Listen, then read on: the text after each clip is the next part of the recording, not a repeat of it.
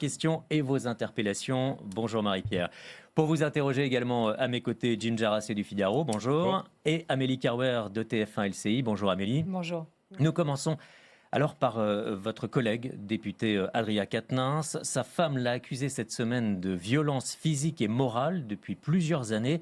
Amélie Carwer vous pose la première question de ce grand jury. Doit-il démissionner ? Non, nous n'avons pas à ce jour pris cet axe pour Adrien Quatennens. En revanche, nous avons pris des positions qui sont des positions fortes, puisque dès le début de l'affaire, qui a démarré par un communiqué de presse d'Adrien Quatennens lui-même, et je voudrais quand même signaler que c'est une première, un homme qui reconnaît un fait de violence conjugale, et à partir de ce moment-là, il n'a plus exercé son mandat de coordinateur de notre mouvement et il ne participe plus depuis à nos travaux parlementaires. Donc on est dans ce moment où je crois que nous avons posé des actes qui sont des actes forts, des actes clairs et nous sommes évidemment percutés par ce que vient de dire Céline Quatennens, puisqu'elle a dit des mots d'une certaine, comment dirais-je, enfin moi qui m'ont troublée, je dois le dire, par rapport à ce qu'on avait jusqu'ici comme élément. Et quand elle parle de violences répétées, physiques et morales pendant plusieurs années, nous prenons au sérieux ce que dit Céline Quatennens et nous l'avons même écrit dans un communiqué du groupe. La position que vous avez défendue, celle que vous citez, ce fameux communiqué de la France Insoumise qui dit qu'il ne participera au groupe pas au groupe jusqu'à décision de justice, c'est votre position personnelle ou vous relayez celle du groupe ? Ma position personnelle, sur le point que vous soulignez, rejoint celle du groupe en réalité. C'est-à-dire que, vous savez, on est dans un moment, pour notre mouvement, qui est à la fois douloureux et difficile. Douloureux parce que Adrien est un de nos camarades, et donc il y a de l'affect, c'est la vie. Enfin, je veux dire, on est aussi des êtres humains, et donc on est forcément mal d'avoir un de nos camarades qui est aux prises avec des faits de cette nature. Pardonnez-moi, ça reste un bon camarade. Vous continuez Attendez, avec ce... je vous dis, Ouais. comprenez, et je pense que si ça vous arrivait, ça serait la même chose. Si dans votre famille il se passe ça, si dans votre rédaction il se passe ça, vous seriez dans la même situation, c'est-à-dire que vous êtes troublé, vous êtes mal à l'aise, et oui, c'est douloureux. La deuxième chose, c'est que c'est compliqué d'avoir une réponse politique qui soit affinée, parce que le mouvement MeToo est récent, et que j'estime que nos mouvements politiques n'ont pas suffisamment travaillé pour avoir des réponses justes, proportionnées, graduées, qui répondent aux différentes, à la palette des situations dans lesquelles on peut se retrouver. Et je réitère ici ma proposition d'un groupe de travail de la NUPES pour essayer justement, non pas que chacun se débrouille au fur et à mesure qu'arrivent des situations, mais qu'on ait quelque part une charte qui repose sur des principes. Moi, je vous dis très franchement, ma ligne, c'est que je milite depuis 25 ans contre les violences faites aux femmes. C'est un de mes combats majeurs. Et que pour moi, il est hors de question que les principes féministes qui guident notre mouvement soient quelque part mis de côté parce qu'il s'agit d'un de nos camarades. Ça n'est pas possible. Ça n'a pas été le cas ? En quoi ça n'a pas été le cas ? Est-ce que ça a été le cas ? Est-ce que vous l'avez vécu pour comme ça ? Pour l'instant, ce que je vous dis, c'est que nous avons pris des décisions que d'autres partis n'ont pas prises. D'ailleurs, permettez-moi d'exprimer ici une colère assez forte quand j'entends Aurore Berger, par exemple, nous faire des leçons, alors que sur les bancs, en apparenté à Renaissance, il y a Damien Abad, dont des témoignages bien plus rudes, bien plus violents que ce qui est aujourd'hui reproché à Adrien Quatennens. Je parle de viol avec usage de drogue, c'est quand même de viol répété avec usage de drogue. Que fait Madame Aurore Berger ? Elle demande la démission de Monsieur Damien Abad ? Non. Qu'est-ce qu'ils ont fait quand M.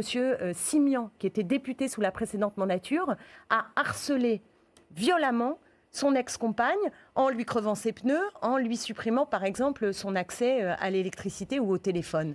Rien. Ils ont refusé de lever l'immunité parlementaire. Madame Schiappa qui nous fait des leçons.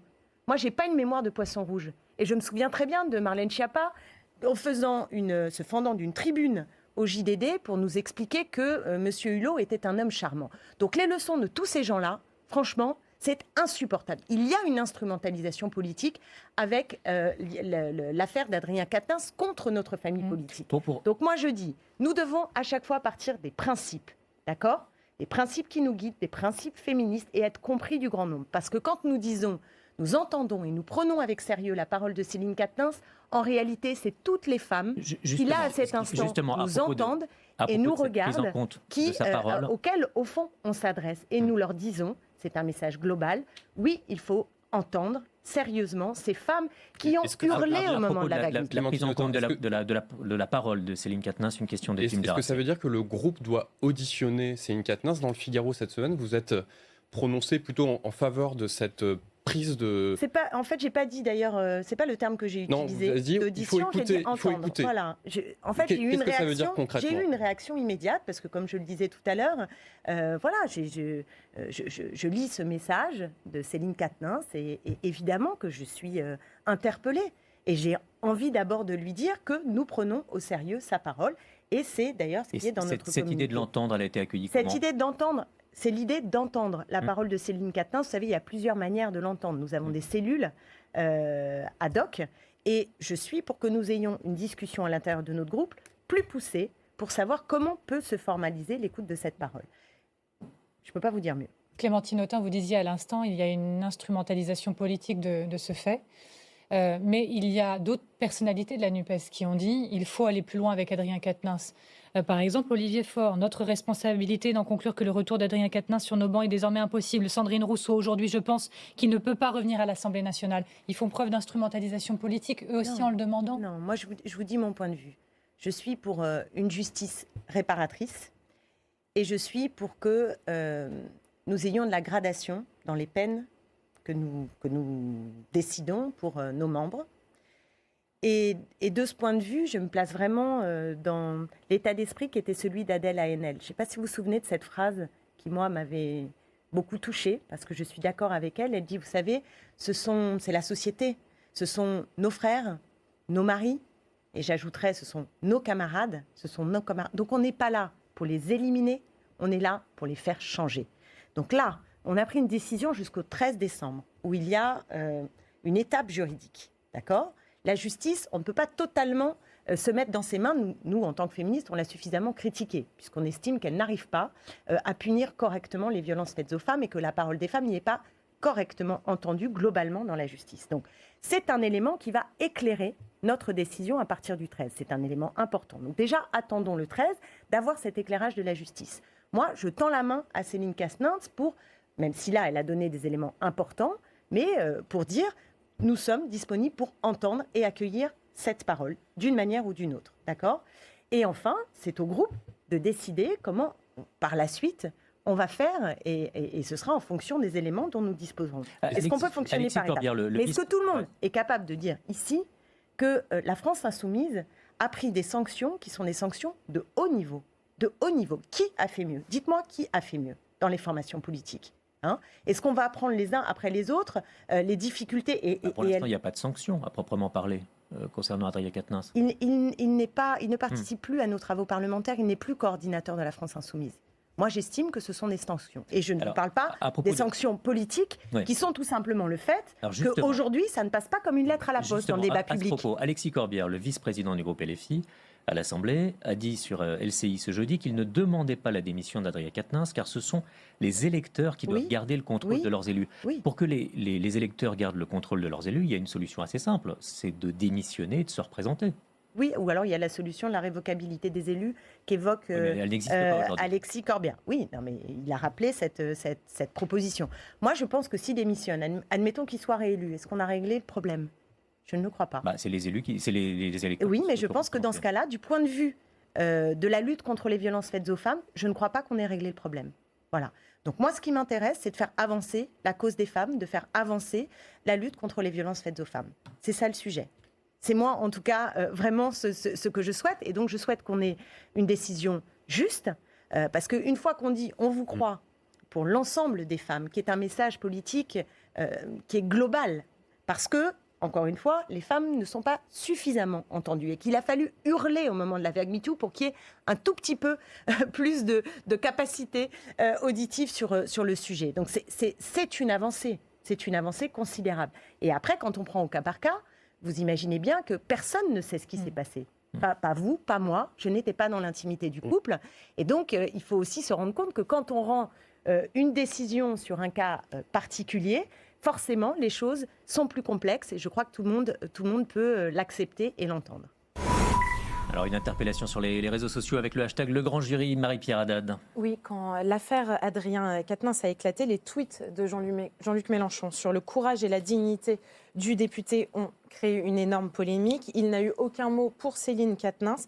Là, il n'a toujours pas réagi concernant les dernières révélations, ni à propos d'Adrien Quatennens, ni à propos de Céline Quatennens. Est-ce que vous pensez que c'est une erreur et qu'il faut qu'il s'exprime ? Moi, je pense que la prochaine fois que vous l'invitez, vous lui poserez la question. Je ne vais pas me faire... En tout cas, ça vous avait dérangé quand il avait Non, mais je ne vais eu pas ses me faire la premiers tweets. porte-parole de Jean-Luc Mélenchon.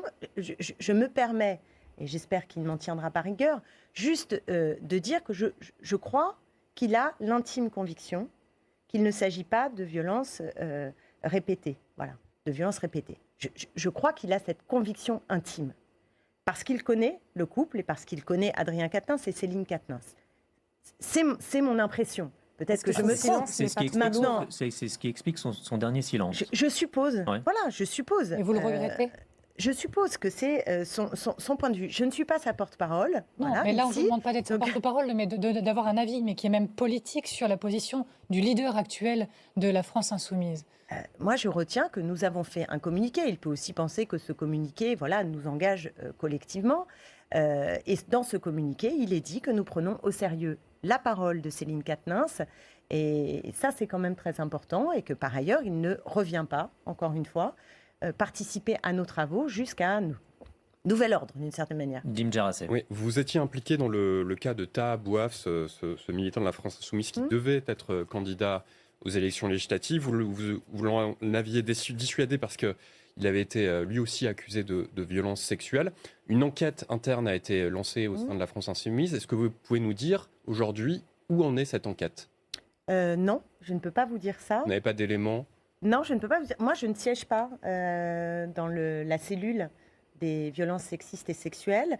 Il y a une procédure. Hein.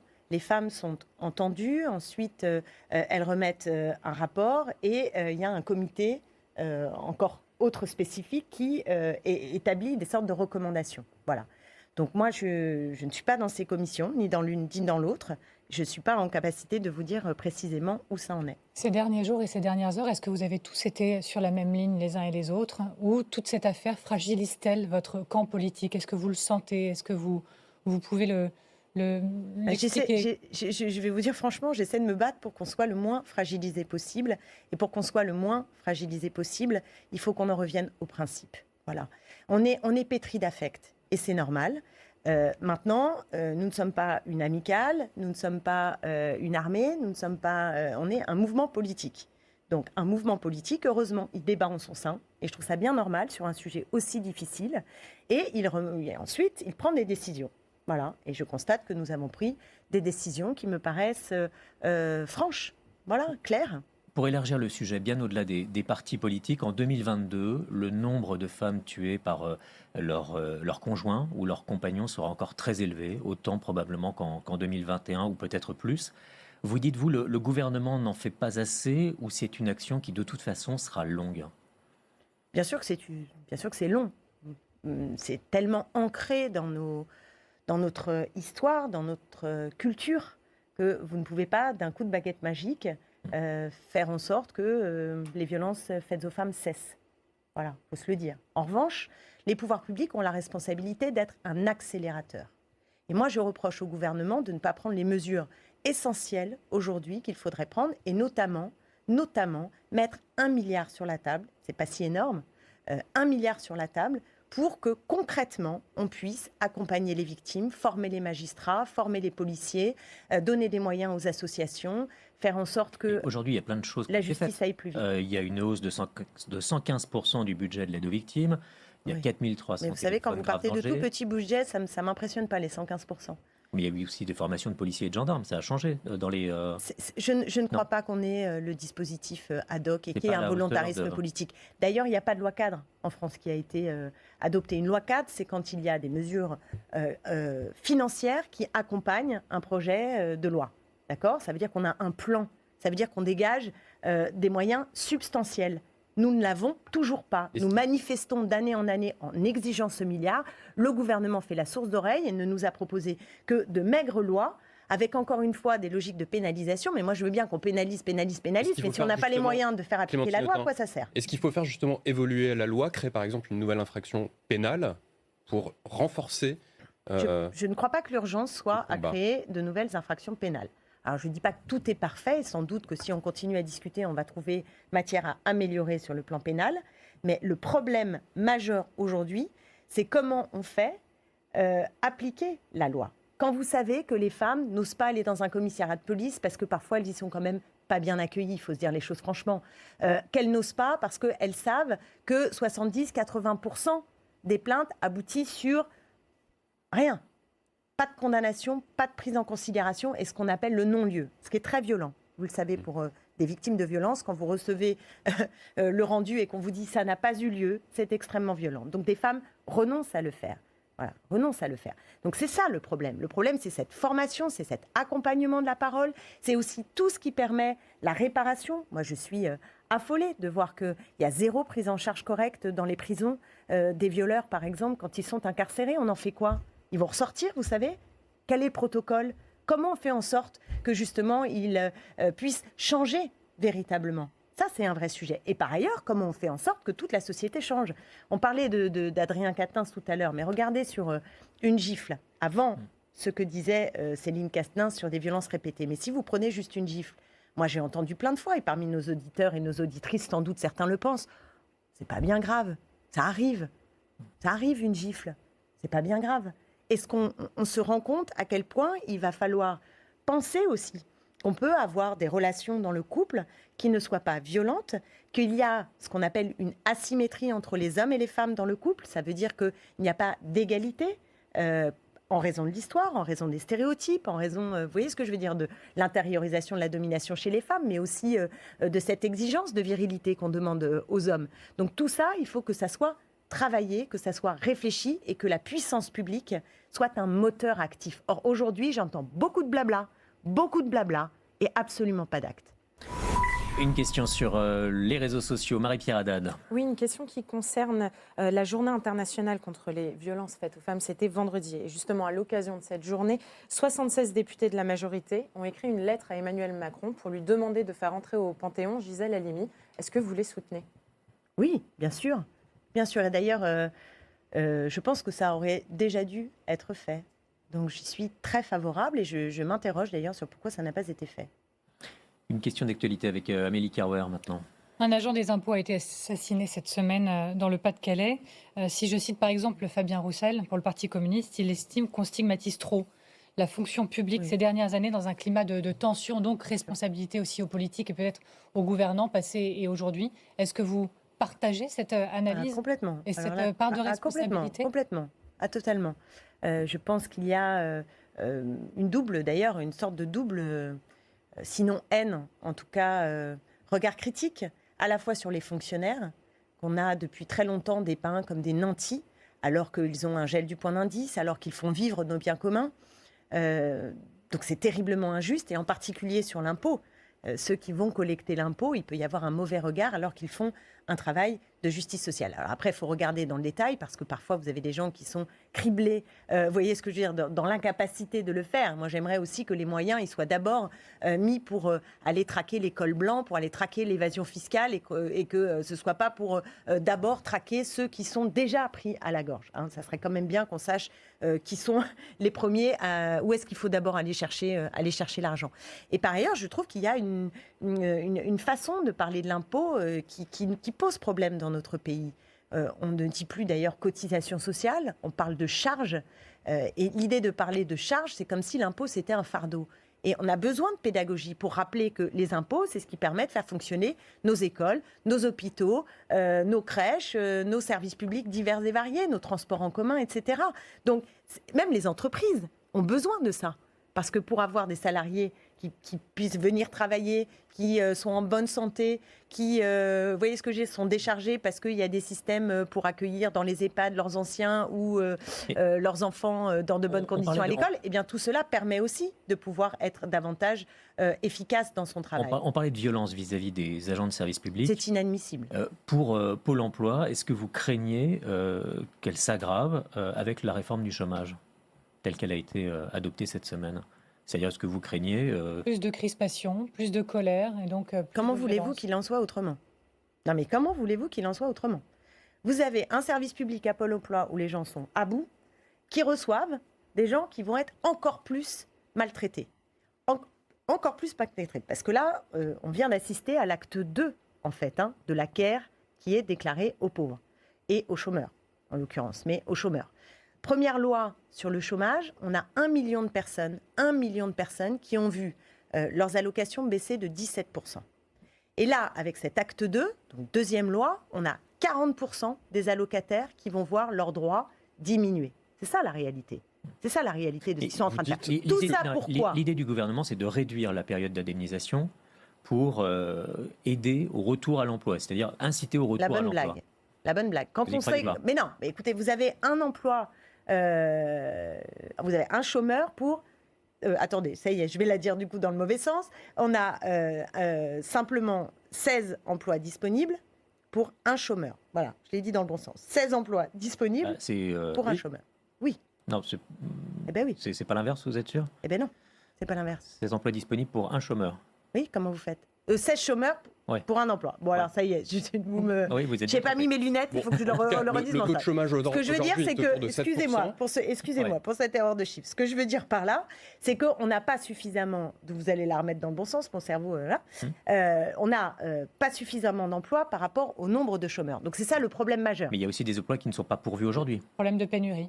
Non, très peu, c'est sur les emplois en tension. C'est minoritaire et c'est sur les emplois en tension. Donc là, effectivement, ce que va produire cette loi, c'est d'obliger en fait des salariés, des chômeurs, à accepter des emplois qui sont mal payés, qui sont durs. Donc ça crée un rapport de force qui est défavorable à la masse des salariés sur des emplois qui sont des emplois difficiles. Tout ça pourquoi? Pour faire des économies. Parce qu'avec la première loi, on a fait 4,4 milliards d'économies. Et si on ajoute celle-ci, on en est à 6,6 milliards d'économies. Donc c'est pour faire des économies. Et ceux qui vont en pâtir, ce sont les plus fragiles. De la CFDT qui dit arrêtez de nous prendre pour des couillons. Tout ça, c'est budgétaire. Bien sûr que c'est budgétaire. Voilà. Non, mais bien sûr que c'est budgétaire. C'est budgétaire, c'est qu'il y a un dogmatisme terrifiant au sommet de l'État qui est obsédé par la réduction de la dépense publique et qui, parce qu'elle est obsédée par la réduction de public, fait payer... Il y a peut-être besoin de la réduire un petit peu quand même. Ah, et pourquoi ? Vous savez qu'il y a dans le budget, je me permets de vous rappeler que dans un budget, vous avez des dépenses et vous avez des recettes. Ouais. Et là où le gouvernement est incapable d'agir, c'est sur les recettes. Et même pire que ça, il nous prive de recettes. Parce que là, je vous ai dit, les 6,6 milliards qu'on récupère sur le dos des chômeurs, ce qui est quand même indécent dans un moment où il y a une crise économique, est cynique, terriblement cynique. Mais dans le même moment, vous le savez, 1,7 milliard sont redistribués à 100 personnes, vous m'entendez, par le biais de la suppression de l'ISF et de la flat tax. Donc ça veut dire que vous avez un gouvernement qui fait des cadeaux aux plus riches, qui fait des cadeaux aux grandes entreprises sans contrepartie sociale ni environnementale, et qui, dans le même temps, veut faire payer ce qu'il vient de donner aux hyper riches à ceux qui sont le plus dans la galère. Et ben moi, je trouve ça insupportable. D'une autre réforme à venir avec Jim Jarassé. Oui, la réforme des retraites qui pourrait être présentée dans les 15 jours qui viennent. Emmanuel Macron veut tenir sa promesse de campagne qui est de repousser l'âge de départ à 64 ou 65 ans. On a compris que vous êtes très mobilisé sur la réforme de l'assurance chômage. Est-ce que vous pensez que vous allez aussi pouvoir mobiliser les Français sur cette réforme? Pour l'instant, on n'a pas l'impression que ce soit vraiment rentré dans les préoccupations de l'opinion aujourd'hui. En plus, les régimes spéciaux sont peut-être pas concernés, auquel cas, en termes de mobilisation... Moi, je ne suis pas tellement de votre avis, si je puis me permettre. C'est pas encore rentré dans le débat. Parce que l'actualité n'est pas encore brûlante, mais elle va arriver vite, puisque le projet de loi est censé arriver à l'Assemblée nationale au mois de janvier. Mais dans un contexte d'inflation, de chômage, on en parlait, est-ce que ce souci-là est réellement un souci pour les Français dans leurs préoccupations? Prioritaire, en tout cas. Ah oui, moi je pense que vous ne vous rendez pas compte. Non, mais je veux dire, il n'y a que les gens qui ne sont pas anxieux de savoir quand est-ce qu'ils vont partir à la retraite. Des gens qui, par exemple, ont non, mais je veux dire, quand on a un métier intellectuel bien rémunéré et qu'on n'a pas de souffrance dans sa chair, ni de caractère répétitif de son travail, effectivement, on peut penser qu'il n'y a aucune urgence. Mais désolé pour les Français, c'est un sujet majeur de savoir à quel âge on part à la retraite. Majeur, mais la question, c'est de savoir si c'est prioritaire. En fait, si on se permet la question, c'est qu'on a pu discuter avec des cadres cadre de la CGT notamment, qui nous ont dit, nous sur le terrain, ce qu'on sent, c'est que c'est plutôt la question du pouvoir d'achat et des salaires qui l'emporte plutôt que la question des retraites. On ne s'entend pas trop de mobilisation sur ce thème pour le moment. Voilà pourquoi on vous pose la question. Donc vous estimez que oui, ça peut mettre les Français dans la rue aujourd'hui ? Oui, je pense que c'est un sujet qui peut fédérer. D'ailleurs, 2 Français sur 3 sont opposés à l'allongement du départ. Voilà, 2 Français sur 3. Donc le gouvernement n'a pas de majorité dans le pays pour imposer cette grande régression. Ça, c'est clair, il n'y a pas de majorité. Par ailleurs, c'est une loi profondément délirante parce qu'il n'y a aucune urgence à le faire. Aucune urgence. À part une espèce de folie dogmatique, encore une fois, pour essayer de gratter de l'argent, il n'y a pas d'urgence. Pourquoi il n'y a pas d'urgence ? Parce que même quand on regarde ce que dit le Conseil d'orientation des retraites, on voit qu'il manque 10 milliards potentiellement d'ici à 2035 sur un budget annuel de prestations de 340 milliards d'euros. Donc ça veut dire rien. Donc c'est pas vrai, il n'y a pas d'urgence, le système n'est pas en faillite, donc pourquoi ouvrir ce dossier si ce n'est par obsession ? Est-ce qu'on doit travailler plus longtemps ? C'est la deuxième question. Le gouvernement nous dit, Emmanuel Macron le premier, on vit plus longtemps, donc on doit travailler plus longtemps. Non, ça c'est pas le progrès. Ça, c'est pas le progrès. Et c'est encore une fois ne pas se rendre compte ce qu'on appelle les premiers de corvée, parce que c'est eux qui vont la payer. C'est eux qui vont la payer, cette réforme des retraites. Permettez-moi de vous dire ça, mais vous savez qu'aujourd'hui... Il y a des contreparties dans cette réforme des retraites. C'est par exemple la retraite minimale à 1 100 €. Sur les carrières pénibles aussi, ça pourrait s'améliorer. Ça, vous serez contre tout ça ? Non, je ne crois pas du tout que ça va s'améliorer. Je ne crois pas du tout que ça va s'améliorer. Ce qui est sur la table aujourd'hui, c'est une régression, c'est de vouloir faire travailler les Français plus longtemps. Et regardez, 1 million de personnes dans notre pays répètent le même geste à une cadence forte, plus de 20 heures par semaine. Bon, vous m'entendez ? 2 millions de personnes dans notre pays, on porte des charges lourdes pendant des heures, des dizaines d'heures par mois. Vous voyez tous ces gens-là ? Vous allez leur dire à ces gens-là qui n'en peuvent plus au moment où ils arrivent à 60 ans et qu'ils ne vont donc pas profiter des meilleures années de la retraite, c'est-à-dire celles où on est encore en bonne santé, et vous allez leur dire vous allez continuer. Mais même sur d'autres métiers, quand vous êtes enseignant et que ça fait 40 ans que vous répétez le même cours, que vous êtes avec des maternelles à 4 pattes dans le bruit, vous allez leur dire vous allez travailler encore plus longtemps, c'est inacceptable. On va continuer de parler injuste. On va continuer de parler de travail. La retraite. Et on va parler également de pouvoir d'achat dans la seconde injuste, partie ce n'est pas grand l'urgence. jury. Après une courte pause, à tout de suite.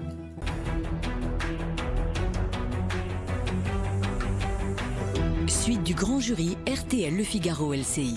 Olivier Bost. Clémentine Autain, députée insoumise, est notre invitée ce dimanche du grand jury. On va maintenant parler dans cette seconde partie d'abord un petit retour sur jeudi, sur cette journée à l'Assemblée nationale, ce qu'on appelle une journée de niche parlementaire pour la France insoumise, une journée qui a été agitée, Jim Jarassé. Oui, une niche parlementaire, c'est une journée où vous pouvez, vous, LFI, présenter des textes, des propositions de loi que vous avez lancées, et vous avez préféré présenter un texte sur la réintégration des personnels soignants non vaccinés plutôt que de présenter un texte sur le SMIC à 1 600 €, qui pourtant est un de vos marqueurs politiques. Pourquoi ce choix ? Alors, quand on fait une niche parlementaire, on a un temps qui est contraint, puisque ça commence à 9 h et à minuit, il y a le couperet. Donc, quand on avait 8 propositions de loi, moi, j'ai défendu, par exemple, j'ai rapporté pour une proposition de loi sur la concentration dans les médias. Elle n'est pas non plus passée. Donc, on essaye d'arbitrer pour faire passer des choses, ce que nous avons réussi avec cette proposition qui a été portée par la présidente de notre groupe, Mathilde Panot, sur l'IVG. Et je veux dire ici vraiment mon émotion, en fait, parce que ça a été un moment très important de cette niche, et on a l'opportunité, c'est pas encore acté, puisque vous savez que ça suffit pas, c'est une proposition qui doit ensuite rebondir au Sénat, et malheureusement on sait aujourd'hui que le Sénat n'est pas enclin à voter cette proposition, mais c'est une bataille, et j'espère que le gouvernement l'amènera pour la faire aboutir, parce que ce serait une première dans le monde que le droit à l'avortement puisse être constitutionnalisé. Donc ça a été par exemple un moment fort, et on a maintenu cette proposition pour qu'elle soit adoptée. D'autres avaient reçu trop d'amendements pour qu'on puisse la maintenir, ou alors on faisait passer aucun texte. Le SMIC en particulier, nous savions que... Attendez, le SMIC, on savait que nous n'avions pas de majorité dans l'hémicycle. Donc on aurait pu la maintenir, mais je crois de mémoire que à minima, il y avait 8 heures. Je vais vous poser une question 8 heures simple. Je vais vous poser une question simple et directe. Est-ce que pour vous, réintégrer les soignants non vaccinés, c'est important?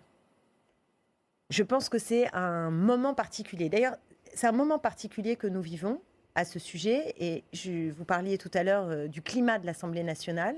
Moi, ce qui m'a frappé jeudi soir, c'est que les ultramarins étaient dans un état de colère absolument magistral. Or, une des implications concrètes de la proposition de ma collègue Caroline Fiat de réintégration des soignants non vaccinés selon un protocole, j'insiste là-dessus, selon un protocole sanitaire, eh bien, elle répond aussi à quelque chose qui est très attendu dans les Outre-mer, où la tension est maximale et où les hôpitaux, c'est au-delà du burn-out, c'est le chaos complet. Le chaos complet. Or, ce qui s'est passé là-dessus, c'est une chose incroyable qu'on n'avait jamais vue, moi j'avais jamais vu, c'est-à-dire une obstruction gouvernementale. Vous avez déjà vu ça? Une obstruction gouvernementale. Je veux m'expliquer pour que les gens qui nous écoutent comprennent pourquoi la colère est montée si fort. C'est que d'habitude, vous pouvez faire de l'obstruction de la majorité parlementaire. C'était la majorité. Non. Ah ben non, c'est pas ça qui s'est passé. Expliquez-nous. Ah non, ça c'est pas ce qui s'est passé. Il y avait un amendement d'un député LR sur lequel s'étaient accrochés des députés de Renaissance, c'est-à-dire macronistes, pour déposer 200 amendements. Donc à 20h, on a 200 amendements qui sont accrochés à un amendement d'un député LR. Ils ont fait la séance se réouvre. Ils ont fait ce que vous faites d'habitude. Pas du tout. Ah oui, sur ce qui peut nous arriver de faire, et nous l'avons fait sur la réforme des retraites. Mais c'est pas ça qui nous a fait hurler. Ce qui nous a fait hurler, c'est qu'à 21h30, le député LR n'est plus là, l'amendement tombe, et donc tous les 200 amendements de la Macronie s'écroulent avec. Et là, que fait le gouvernement? Eh bien, lui-même dépose des amendements, parce que seul le gouvernement peut déposer des amendements. Donc l'obstruction, elle n'est pas venue des députés Renaissance, elle est venue du gouvernement. Et ça, c'est inadmissible. C'est inadmissible parce que c'est encore une fois l'exécutif qui écrase la tête du législatif. Cette question de vaccination fait bien évidemment sur un sujet réagir qui aurait probablement eu une majorité. Oui, il y a un autre aspect sur la question de la vaccination des soignants qui avaient refusé donc de se faire vacciner. On voit vraiment sur Twitter et sur Facebook que c'est un sujet qui est aussi porté par la sphère complotiste et anti-vax. C'est quelque chose qui existe. Et le président des députés Renaissance, Sylvain Maillard, dit justement, je le cite, vous êtes en train de faire une proposition de loi anti-vax et complotiste. Qu'est-ce que vous lui répondez? Moi, je lui réponds très sereinement. Je lui réponds très sereinement. Moi, alors vraiment, je suis non seulement attachée à la vaccination, pas simplement parce que je suis vaccinée moi-même, mais parce que je pense que la vaccination est un progrès. Et deuxièmement, je suis même vent debout contre le climat général anti-science qui se développe et dont il faut comprendre d'où il vient. Parce que c'est dangereux, vous savez, ce climat dans lequel finalement tout se vaut, toutes les paroles se valent, et où la science est suspectée, alors que c'est quand même une matière... Alors, je vis avec un scientifique, avec un agrégé de physique, donc bon, peut-être que je suis particulièrement sensible à la question, mais je veux dire, la science, elle, s'élabore à partir d'expérimentation. Donc, c'est pas une parole commune. On n'a pas un avis. J'ai pas un avis pour savoir si la Terre est ronde ou si la Terre est plate. Vous voyez ? Ça marche pas comme ça. La Terre est ronde, c'est un fait qui est établi. Voilà. Donc la loi ne s'inscrit pas dans cet état d'esprit. Et je trouve le procès qui nous est fait un peu étrange parce que même quand vous écoutez Jean-Luc Mélenchon en permanence, vous savez à quel point il est attaché à l'esprit des Lumières. Donc nous, la raison, vous voyez, la raison est quelque chose qui pour nous est très important. En revanche, nous estimons d'abord que le virus n'a plus la férocité qu'il avait au début. Vous le savez, comme tous les virus de ce type, sinon on serait encore avec la grippe espagnole.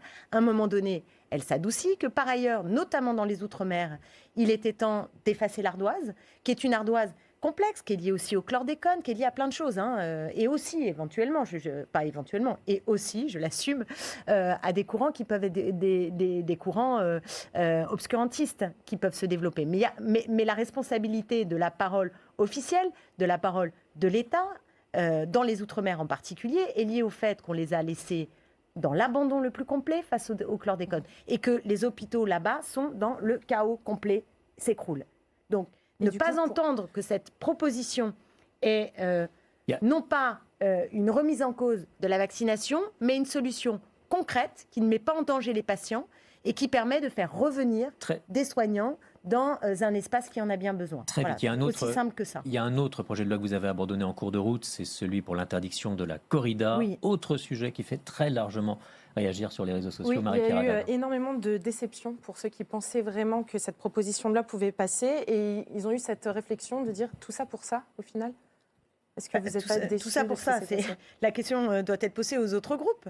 Je veux dire, nous, on l'avait plutôt Mais priorisé. vous avez choisi d'enlever ce texte. Non, on l'a enlevé parce qu'on n'était pas en état de le faire aboutir au regard de la folie du nombre d'amendements et de l'obstruction C'était moins des autres prioritaire. groupes. Non, écoutez, non, je pense que c'était très prioritaire. Vous voyez, on l'a mis même devant d'autres textes qui pouvaient sembler au moins aussi importants. Donc je crois au contraire que nous l'avons priorisé. Je voudrais rappeler ici que même si elle n'est pas passée, avec Aymeric Caron, je crois qu'on a réussi à imposer le thème et à faire réfléchir sur le sujet. Moi, j'ai en tête, quand on parle de la corrida, deux choses. La première, c'est qu'aujourd'hui, 74% des Français sont favorables à l'interdiction de la corrida et que ces paroles... Vous vous souvenez de cette chanson de Francis Cabrel? Elle date de 1994, La corrida, oui. sur la corrida. Mais ça fait 28 ans. Et il dit des mots qui sont des mots forts. Est-ce que ce monde est sérieux? Et il dit je n'avais pas pensé qu'on pouvait autant s'amuser autour d'un cadavre. Il y a un côté art de la cruauté. Ouais. Mais Clémentine Autain. arriver on va à passer à un- imposer ce débat-là, à faire réfléchir sur notre rapport aux animaux, sans exclure un sujet qui est un vrai sujet, qui est la question de toute l'économie qui existe autour, de la réflexion dans... On a encore beaucoup de sujets Pardon, évoqués. je vais être dans le rôle Amélie désagréable de vous Carrère. dire que le temps file vraiment et qu'on a D'accord. vraiment beaucoup de sujets qu'on aimerait voir Ok. avec vous. Pardonnez-moi, mais Mais c'était aussi intéressant de pouvoir Mais- m'exprimer et sur c'est la la raison corrida, pour parce que laquelle on c'est vous a un sujet posé- important. la raison pour laquelle on vous a posé la question, mais vraiment, il y a des sujets qui tiennent à cœur, je crois. Juste là, sur ces dernières heures, le Qatar, le foot, bien sûr, un tweet du président Incroyable. pendant le match, vous dites déjà incroyable. Je rappelle juste pour les auditeurs et téléspectateurs, Emmanuel Macron a redit son soutien au Qatar dans ses engagements concrets en plein match. Vous avez, je crois, sur Twitter dit, mais en gros, est-ce que c'est un compte parodique ce tweet? Pourquoi? Parce que c'est incroyable. Vous voyez ce qui se passe au Qatar. Vous avez des morts par milliers. Vous avez... enfin, je veux dire, c'est une situation apocalyptique, ces matchs. Les conditions dans lesquelles le Qatar a organisé ces matchs. C'est l'inhumanité. D'ailleurs, nous avons appelé au boycott diplomatique. Vous le savez. En raison de ces conditions. Parce qu'on ne peut pas Pardonnez-moi, esclaver. si vous étiez au pouvoir, est-ce que vous pourriez rompre tout contact avec le Qatar? Pour poser la question autrement, est-ce que vous pourriez vous passer de leur gaz en ce moment? Oui, mais alors je vous retourne la question dans l'autre sens. Est-ce qu'au nom du fait qu'on a besoin du gaz, on s'assoit sur tous les grands principes humanistes que nous avons à cœur? Je vous pose la même question sur la Russie. Enfin, je veux dire, c'est pas parce qu'on a besoin, et notamment les Allemands, de leur gaz, qu'on va se taire sur l'agression inouïe et la violence à l'égard des Ukrainiens. Vous êtes d'accord avec moi? Donc là, je ne suis pas d'accord pour dire qu'on peut faire mourir des ouvriers de façon la plus ignoble dans les chantiers, qu'on peut s'asseoir sur tous les engagements internationaux en matière environnementale, qu'il peut y avoir des discriminations ouvertes à l'égard des LGBTI. L'idée de continuer de dialoguer avec Vladimir Poutine malgré la guerre en Ukraine. Et d'ailleurs, que font mais il n'y a pas que Jean-Luc Mélenchon, que fait Emmanuel Macron? Que font même aujourd'hui les Américains? Ils font quoi là? Parce que vous pensez qu'à un moment donné, Ils pour soutiennent arriver... beaucoup l'Ukraine. Oui, mais est-ce qu'ils ont rompu tout dialogue avec M. Poutine? Le dialogue, il ne doit pas être permanent. Il y a un moment donné où ça n'est pas possible quand on mène une guerre. C'est-à-dire qu'il y a un moment donné où effectivement il faut choisir. Et dans cette agression des Russes à l'égard des Ukrainiens, il fallait évidemment soutenir les Ukrainiens. J'ai aucun état d'âme avec ça. Il fallait le faire avec force. Mais si on veut qu'à un moment donné il y ait la paix, vous n'avez pas d'autre choix, et même les Américains y viennent, à un moment donné, de discuter avec l'agresseur pour essayer de trouver une solution. Et la solution, elle peut-elle être autre chose que diplomatique? Vous avez une autre idée?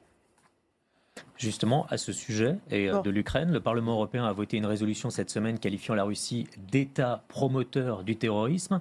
Et plusieurs députés européens et les filles se sont abstenus au Parlement sur cette résolution. Vous auriez fait quoi, vous? Écoutez, ils ont voté d'abord toutes les parties dans lesquelles était écrit très clairement crimes contre l'humanité, agression des Ukrainiens, je n'ai pas les termes par exemple, exacts. pour classer le groupe Wagner, pardonnez-moi, comme ça c'est comme autre chose, groupe ça c'est un terroriste. autre vote. Je vous explique C'est ce pareil, vote-là. ils sont abstenus aussi. Non, c'est pas pareil. Non, c'est pas pareil. Non, vraiment, c'est pas pareil. Donc là, sur ce vote-là, je vous donne l'explication pour que chacun et chacune comprenne et qu'il n'y ait pas de raccourci. C'est que ils ont voté toutes les parties qui sont très claires à l'égard de la Russie. Et quand arrive cet article-là, ils ne comprennent pas qu'est-ce que ça veut dire un État terroriste. Vous savez que c'est une qualification qui n'existe pas dans le droit international. Donc nous, et c'est une ligne, c'est pas la première fois qu'on nous pose des questions parce qu'on essaye de voter en toute rigueur d'une certaine manière, pour être cohérent dans la durée. Alors, on peut être inflationniste, vous voyez ce que je veux dire, tellement on est en colère, et il y a de quoi, et moi je suis en colère contre le régime de Poutine. Je trouve ça épouvantable ce qu'il est en train de faire. Je pense que c'est un homme extrêmement dangereux et rétrograde sur le plan politique et en plus impérialiste. Donc ça fait beaucoup, ça fait beaucoup. Et là, en l'occurrence, ce qui est pointé dans le texte, c'est les crimes contre l'humanité. Mais d'ailleurs, qu'on parle d'État terroriste, je ne vois pas en quoi on fait avancer les choses et comment on peut dignement voter des textes auxquels on ne croit pas avec des terminologies qui ne conviennent pas. Et pour Wagner, c'est pas la même chose, c'est que notre groupe était là aussi tout à fait d'accord pour s'en prendre à des mercenaires qui sont des mercenaires russes. C'est inadmissible. Mais alors dans ce cas-là, il faut s'en prendre à tous les mercenaires, même ceux qui existent aux États-Unis. Donc, c'est personne ou... Non, mais c'est une manière, au seul moment du vote, c'était une manière d'exprimer cette volonté que nous nous en prenions à Wagner, mais de façon logique aussi à l'ensemble des groupes qui existent de façon planétaire. Les groupes terroristes aux États-Unis, juste en une seconde, c'est qui? Vous le savez bien qu'il y a. Je ne parle pas que des États-Unis. Il y a plein d'endroits. Vous avez cité les États-Unis. Oui, dans des guerres au Moyen-Orient, on ne va pas faire la liste aujourd'hui, mais il y a un certain nombre de pays, oui. Je pense qu'on fait des choses. On revient sur l'actualité nationale avec Jim Jarasé. L'actualité sur l'affaire McKinsey, dont on a reparlé cette semaine, puisque le parquet national financier veut savoir, a lancé une enquête pour savoir ce qu'a pu apporter ce cabinet de conseil dans le cadre des campagnes présidentielles d'Emmanuel Macron en 2017 et en 2022. On a entendu assez peu de réactions politiques à cette information, y compris dans votre camp. Est-ce que c'est parce que la France Insoumise est elle aussi visée par une enquête sur la campagne présidentielle de 2017 ? Écoutez, je ne sais pas, mais moi je vais vous faire une réaction. Alors vraiment, ça ne me pose pas de problème parce que ça me fait beaucoup réagir, cette affaire McKinsey, parce qu'elle révèle des choses importante sur ce qu'est la Macronie. On a l'impression qu'entre les macronistes et les milieux d'affaires, c'est une grande histoire d'amour et que les cocus, ce sont les Français. Ce sont les Français. Parce que qu'est-ce qui s'est passé ? Il s'est passé que depuis que M. Macron a été dans la commission Attali et a noué des liens avec McKinsey, puis ensuite a fait ses campagnes et a été élu, eh bien, le budget dédié au cabinet de conseil a doublé depuis 2018, pour atteindre 1 milliard d'euros, plus d'1 milliard d'euros, le fameux milliard d'ailleurs qui nous manque, on en parlait au début de l'émission, sur les violences faites aux femmes. Sur les violences faites aux femmes. Donc il y a en tout cas quelque chose qui a été soulevé par la commission d'enquête du Sénat, et je voudrais saluer d'ailleurs leur travail, à la commission d'enquête avec M. Bazin et Mme Assassi. Elle ne faisait pas le lien avec la campagne présidentielle d'Emmanuel Macron. Non, mais elle posait la question de ces marchés publics qui sont bien étranges, avec un gouvernement qui est incapable en plus, l'Élysée, pas le gouvernement, l'Élysée, qui refuse de donner à la CADA, à la commission qui s'occupe des actes administratifs, les éléments pour justement qu'on puisse établir les choses. Je pense que la justice aura sans doute plus de chance. Mais le fond du sujet, c'est quoi ? Le fond du sujet, c'est quoi sur McKinsey ? C'est qu'en fait, l'État, avec sa folie de réduire la dépense publique, a supprimé des corps de la haute fonction publique et donne au privé un certain nombre de missions, il faut voir lesquelles, une mission pour savoir quelle réforme des retraites, un autre où on donne un demi-million pour réfléchir à quel est l'avenir du métier enseignant pour un colloque qui n'a jamais eu lieu, un demi-million là-dessus. Enfin, tout ça est complètement ubuesque. Et à la fin, donc, on perd de l'argent et c'est pourquoi je dis que ce sont les Français qui sont cocus parce que l'administration doit pouvoir le faire. Et d'un mot, je termine, et je vous dis que Emmanuel Macron et ses amis sont les fossoyeurs méthodiques de l'État. C'est ça la réalité, c'est que ce sont des fossoyeurs méthodiques de l'État. Une question sur les réseaux sociaux, une interpellation sur un sujet politique. Sur un tout autre sujet, on passe maintenant au 49.3. Ça commence à être compliqué un peu pour les internautes de suivre le nombre de 49.3 qui ont été dégainés et aussi le nombre de motions de censure de la France Insoumise. Sur 6 recours au 49.3, il y a eu quasiment autant de motions de censure déposées par votre groupe. Aucune n'a abouti. À quoi ça a servi finalement? À ne pas banaliser le 49.3. C'était que du symbole. Qu'est-ce que vous voulez que je vous dise? Il dépose un... Alors sinon, on rentre chez nous et voilà, on dit, bon, bah très bien, non, il faut les 49.3. Vous n'avez pas réussi à vous mettre d'accord avec, par exemple, les autres groupes de la NUPES pour réussir à faire passer votre motion? Il y a une question de stratégie. D'abord, dans la NUPES, on est ensemble rassemblés et il peut arriver qu'on ait des stratégies qui ne soient pas exactement les mêmes parce qu'on n'a pas forcément la même culture politique. À la France Insoumise, il y a la volonté, en effet, de ne pas laisser les 49.3.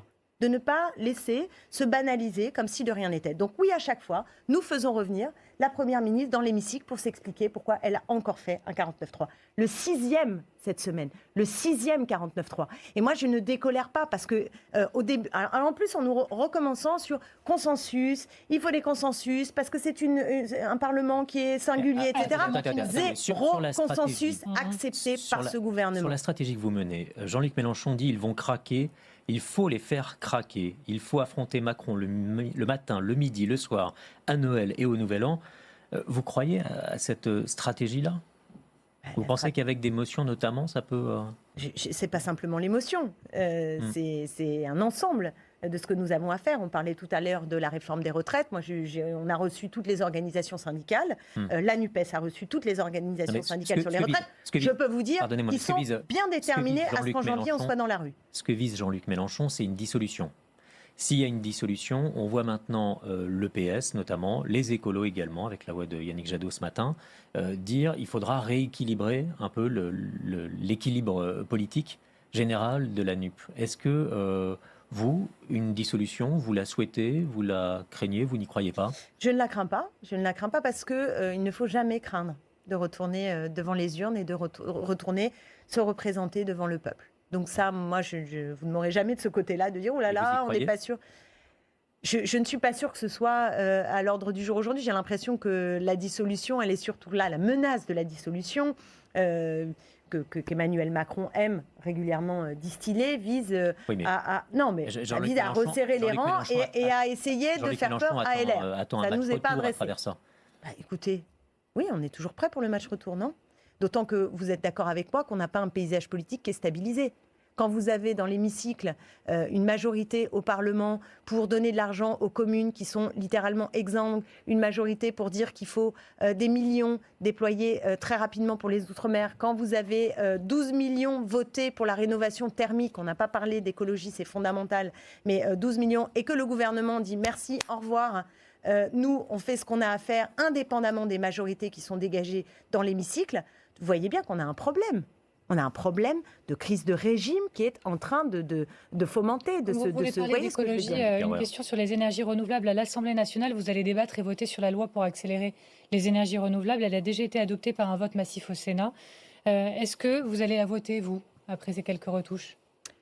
Écoutez, c'est pas gagné. Il y a eu cette semaine les discussions en commission. Et en fait, je vais vous dire, le problème majeur qu'on a avec, c'est qu'on a l'impression que le gouvernement fait tout dans le désordre, qu'il prend les choses à l'envers. En 2018, il s'était fixé des objectifs, qui étaient qu'il fallait abaisser de 40% notre consommation d'énergie. Rien n'a été fait pour parvenir à ça.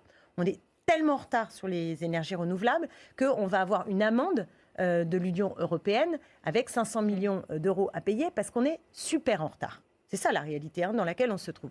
Donc là, on a un projet de loi qui touche à la réglementation comme si le problème majeur, c'était que on avait... Non, mais comme si c'était ça le problème. Je ne suis pas d'accord. Les projets aujourd'hui sont retardés par des procédures. Non, il s'agit de faire... je ne suis pas d'accord avec ça. Alors c'est quoi le retard? Je vous dis pourquoi je ne suis pas d'accord avec ça. Qu'est-ce qui explique le retard français? Le problème majeur, c'est que l'État n'est pas maître d'œuvre, c'est dépossédé avec EDF, dépossédé dans sa capacité d'entraînement et de lui-même conduire à la fois la révolution nécessaire dans les transports publics, parce que c'est fondamental, ou alors de mener enfin la rénovation thermique de façon offensive, ou alors d'investir dans le recyclage et le réemploi. Tout ça, tout ça, ça n'a pas été fait parce qu'il n'y a pas de planification, il n'y a pas de façon de prendre les choses qui permettent d'anticiper dans le temps et de faire une loi cadre, là encore.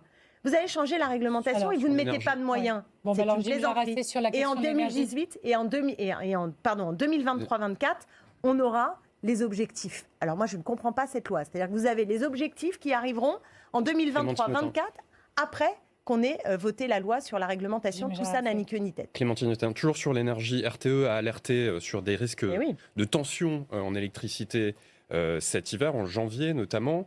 On sait qu'il y a eu des grèves dans un certain nombre de centrales nucléaires qui ont retardé la rénovation d'un certain nombre de réacteurs. Il y a aussi des grèves en ce moment chez GRDF, 1500 foyers privés de gaz en Ile-de-France ce week-end. Est-ce qu'il y a selon vous des grèves qui sont évitables, qui auraient pu être évitées ? Il y a toujours des grèves évitables. Dans les raffineries, ça pouvait être évité. Et qui ont un impact direct sur le quotidien des Français. Oui, prenez les raffineries, ça aurait pu complètement éviter. Vous avez Total qui a encore reversé 2,6 milliards de dividendes à ses actionnaires au mois de septembre. Voilà. Et il faut se battre pour avoir un minimum de ristourne. Et qui est-ce qui paye ? Nous, 2 fois. Nous, 2 fois, les contribuables. Quand on va à la pompe, et ensuite par nos impôts qui, sans arrêt, servent à combler des politiques publiques qui refusent de partager les richesses. C'est ça la réalité de notre pays. Voilà, ça ne va pas du tout. Donc oui, il y a des grèves qui peuvent être évitées. Ça, c'est sûr. Merci beaucoup Clémentine Autain, merci pour ce grand jury LCI RTL Le Figaro. À dimanche prochain.